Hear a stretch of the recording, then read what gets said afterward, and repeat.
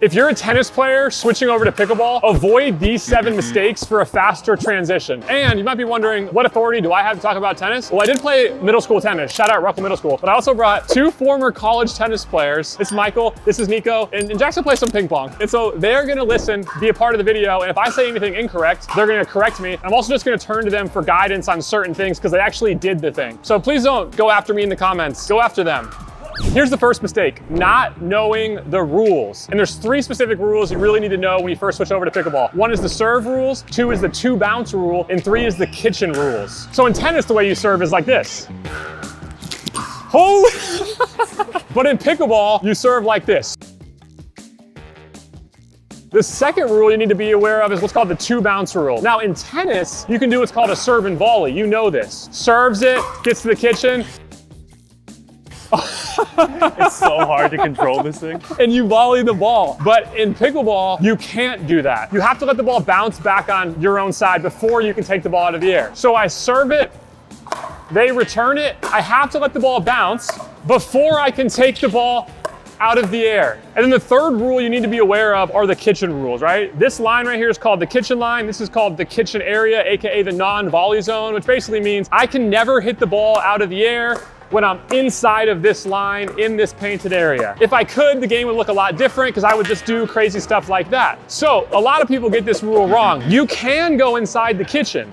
The only time you can go inside the kitchen is if you're gonna let the ball bounce. Now, you can anticipate the ball bouncing and be in the kitchen all you want. A lot of people get that wrong. And when you start playing pickleball for the first time, one of the things you have to do is you have to learn a lot of new skills, but you also have to unlearn a lot of skills that you've learned in tennis. And we're gonna talk about a few of those, which requires some mental agility and patience. A lot of times when tennis players switch over, they get really frustrated because the same thing they used to do in tennis doesn't quite work the same way in pickleball. Quick interruption to tell you that this video is sponsored by Selkirk. From the way they run their business to the quality of their paddles, these are my favorite paddles to use. If you want to get a Selkirk paddle, go to selkirk.com or go to selkirklabs.com, find the paddle you like, and I got you. Use my code, insert it in at checkout, and you will get a digital gift card towards a future purchase. Back to the video. The next mistake a lot of tennis players make, they stay back at the baseline for most of the point. In pickleball, you want to be around the net as much as possible because this is the position that you're the most dangerous on the court, where you can be the greatest threat. So let me ask the 2 tennis guys here. When you first started playing pickleball, why is it that, maybe you didn't, but a lot of people do, they stay back at the baseline a ton? Why do you think that was? Yeah, I mean, I think when you first start playing tennis, the court is so big, you're so little, and you spend most of the time, hitting rallies at the baseline, and then that's how you get taught the game, and ultimately that's how you play singles. I think we're just creatures of habit. If you do one thing for years and years and you bring it over into something similar, you're gonna try to bring over as much as possible, and you get stuck in old habits. One of the other things I talked about, how fast the tennis ball moves in comparison to a wiffle ball. So when you receive a slower ball in tennis, you're often gonna rip the crap out of it because you think that person probably can't handle the volley. And in pickleball, it's harder to hit through people, like we just watched in those clips. So notice in those clips, these guys are just trying to hit through me and Michael, who are standing at the baseline. They're not gonna hit around us because the court's 44 feet by 20 feet. We can cover almost the entire court with our length. So really their only option is to try to hit a lob, which is harder because it's only from the net back to the baseline, it's only 22 feet. So there's more margin for error. The third mistake is hitting every ball too hard. Having the mindset that when you're at the baseline, you should hit it hard, which again, isn't bad to do, but then also having the mindset that when you're at the midcourt, you should hit everything hard. And as you'll see in those examples, even though they were able to keep the ball close to the net, many of those balls, all those balls, were either actually going into the net or landing out because the court is only 44 feet long. So you don't have as much room to whip the ball. In fact, and we're gonna get to this in a little while, a tennis racket that has strings can generate way more whip and topspin than a pickleball paddle in this space. So you can't keep the ball as low as you could in tennis, and you don't have as much distance to work with. Well, what do you guys think? Why do you think tennis players try to hit every single ball hard when they first start typically? Besides being it's so fun. I mean, definitely fun. I think also just coming from tennis, like if you get like a nice high juicy ball, you can normally hit through your opponent and kind of take it straight at them with pace and try to overpower them.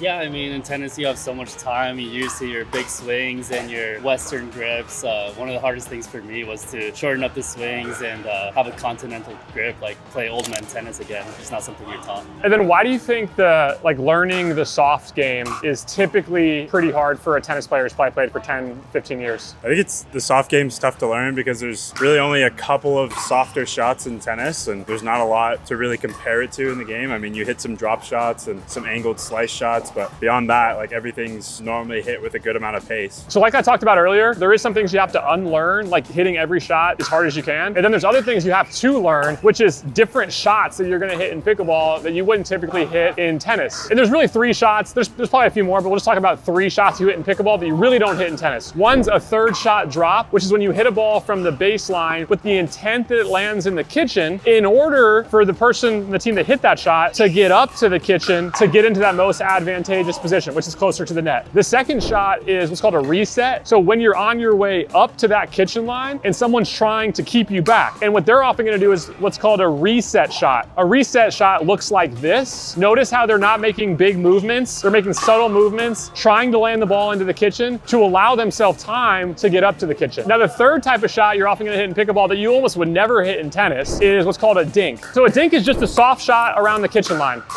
Often when tennis players turn on the TV and watch pickleball, they say, why is every shot being hit so soft? The ball comes back so much faster in pickleball than it does in tennis. In tennis, you hit a shot, you get to reset most of the time, and then you get to read where the next shot is being hit before you set up to hit the shot. In pickleball, if you choose to hit a hard ball while close to the net at the wrong time, that ball is being thrust back into your face or at your body or past you within milliseconds. So you have to be more careful for when you decide to speed that ball up. Ah! The next mistake is giving up on points too soon. In tennis, if someone hits you a high ball and your opponent is about to hit an overhead, what typically happens next? I mean, normally they can bounce that thing 3 courts down. It's not gonna land anywhere near you. Yeah, one of the biggest differences between a tennis ball and a pickleball is a tennis ball, when it hits the ground, you mentioned it, it skies into the air. Oftentimes you'll see it go into the crowd or out of the stadium, depending on the size of the stadium. But in pickleball, the ball doesn't bounce nearly as high as a tennis ball, right? That's number one. And it's not moving at the same pace as a tennis ball. What's the fastest pickleball serve? Not that fast, yeah. And a tennis serve is like up to what, 160 is the highest one ever recorded. Right, so the ball's moving way faster than a pickleball. Often what you see in pickleball from a tennis player that's transferred over is when the ball goes straight up into the air, when they first start playing, they often just turn their back because they think the point is completely over.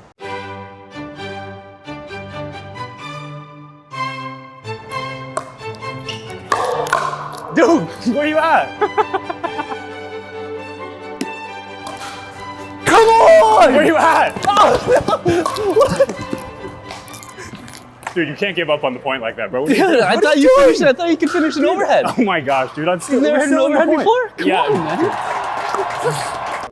Whereas what you should be doing is realizing the ball goes up, you still have actually a great chance to recover and keep that point in play. Don't give up on the point so soon. On the flip side, like you as a tennis player, if you have an overhead, you think the point's over. So a lot of the times someone that's experienced will get that ball back and you're caught off guard because you don't expect the next ball back. That's so good, right? Then maybe you like actually get lazy with your body language. So you smash the ball, then you're like, oh shoot, ball comes back, and then you end up losing the point. Surprised. Quick interruption, zoom in, a little bit out.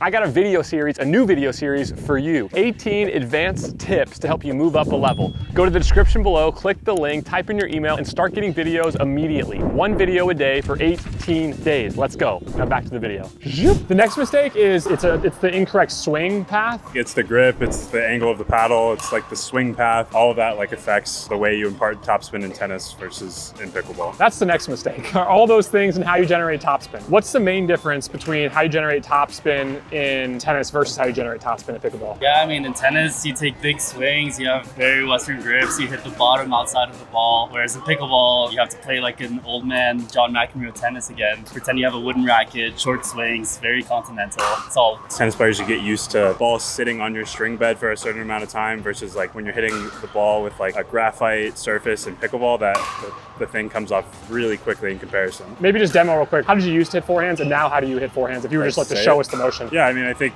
for me playing in tennis, I was, really big takebacks and then coming straight up the back of the ball versus now in pickleball, you really have to focus on swinging through it a lot flatter. Even if you are trying trying to impart topspin, it's still a flatter motion in comparison. What's a common outcome of a tennis player when they first switch over to pickleball? Like, what's a common mistake you'll see? Does the ball sail more? Does it die into the bottom of the net more? What do you guys? Yeah, if you try to hit the ball the same exact way you do in tennis, the ball will go straight to the ground.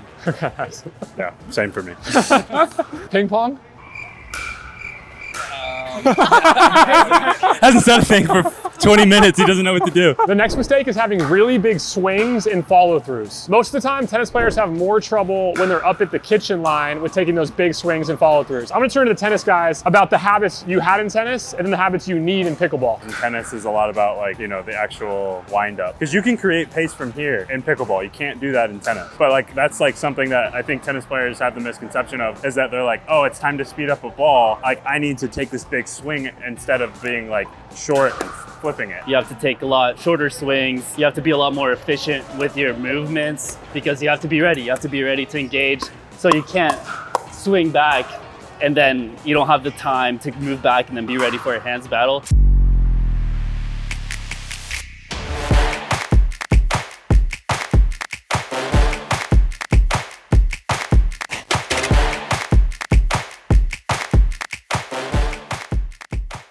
The next mistake is hitting too many cut volleys when you first start playing pickleball. Like in tennis, Nico, why is it that you would hit a cut volley? Meaning like you're coming to the kitchen, ball comes to you, and you step and you hit a cut, meaning the ball is releasing with backspin towards your opponent. Why is it taught, and like why is it a common shot in tennis? Yeah, I wouldn't say you're taught to hit a cut volley per se, but you are taught to hit volleys and generate the power with your legs. So naturally, when you generate power with your legs, the movement of your arms will make it a cut volley. Got it. And then the reason you do that is because you have a lot more room in the tennis court, so you have to hit it a lot further, and the ball's a little bit heavier, so you can't generate that same power with your wrist and your arm. You need to use your legs. If you could generate topspin, like a one hand with a tennis racket, would you in tennis, or like? Well, you can't. Okay, that's the end of that one. No, the ball is too heavy. You wouldn't. If someone's hitting a hard passing shot at you, you wouldn't be able to generate enough power or strength with just your wrist to hit that ball back. You need to stay firm, then grab the ball and generate enough power with your legs. So when you first started playing pickleball, was your habits actually, did you tend to hit a lot of like kind of cuts with that same footwork? Definitely. I would say like a lot of tennis players generate a lot of kitchen violations because of that. You're used to generating power for your legs, so you move forward and then you step into the kitchen without even noticing because you're just so used to the habit. So the goal in pickleball is you want to dominate the kitchen. You want to be at the kitchen. You want your opponents back at the baseline as much as possible. This is the most advantageous position. It's one of the most common mistakes that are made. And now with that being said, if I have a ball coming my way, right, from my opponent, you often will hit a rolling topspin volley.